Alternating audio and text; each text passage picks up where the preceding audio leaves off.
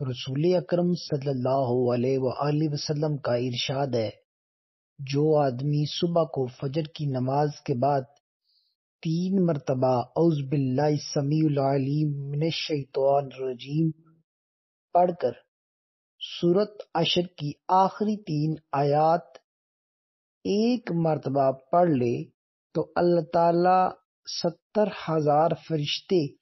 مقرر فرما کر دیتا ہے جو شام تک اس کے لیے رحمت کی دعا کرتے رہتے ہیں،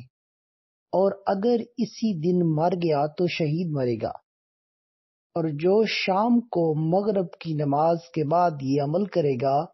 تو اللہ تعالیٰ 70,000 فرشتے مقرر فرما دیتے ہیں جو صبح تک اس کے لیے رحمت کی دعا کرتے ہیں،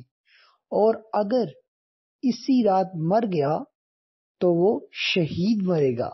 سورۃ عشر کی وہ 3 آیات یہ ہیں: بسم اللہ الرحمن الرحیم، هو اللہ الذی لا الہ الا هو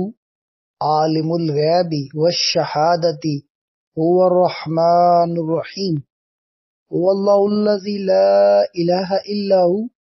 الملک القدوس السلام المؤمن المحیمن العزیز الجبار المتکبر سبحان اللہ عما یشرکون، هو اللہ الخالق البارئ المصور له الاسماء الحسنى یسبح له ما فی السماوات والارض وهو العزیز الحکیم۔